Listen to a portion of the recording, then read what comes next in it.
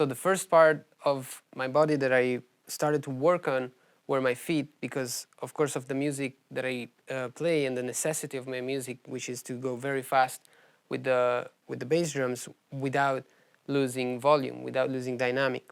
So the first step has been to work on my body, making sure that my body could execute the motions even before going on the instrument, and isolating the various part of the body that I use while playing the pedals. So the most basic motion, which is the leg motion, and usually the leg motion is a spontaneous motion that we do, because basically when we sit on the drums for the first time, our body, our brain detects kind of like an obstacle between us and playing the bass drum, which is the pedal.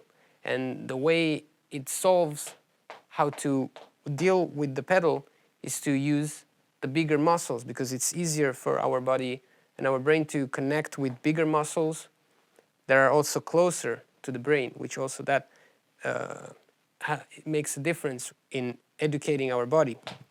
So it's easier. Bigger muscles have more connection to the brain. So when we then have to shift to the ankle motion, so for the faster speeds, because of course the leg has more mass, has bigger muscles, there's more bones. And so when we start to speed up, the leg motion starts to become too much effort for certain speeds. So we shift the control to smaller parts of the body, which are the articulation in this case, where we only have to deal with the weight of the bones of the feet and not the entire leg, which also that's a big deal for us.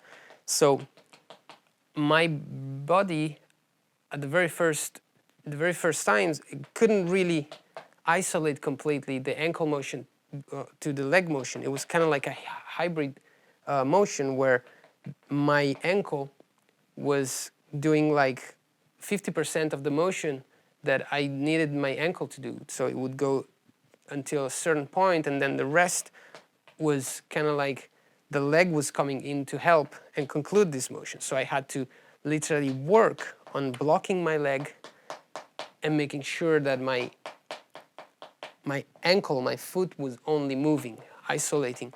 And in doing this, my brain started to recognize control 1 and control 2. And then, of course, you transfer all of this on the pedal, adapting it with the spring and with the synchronization to the pedal. So the body motions are the first thing that really help us to understand if our body is working before applying it on the drums. And already here we will find how complicated it is to develop these specific motions, and for your brain to recognize exactly what is one thing compared to the other.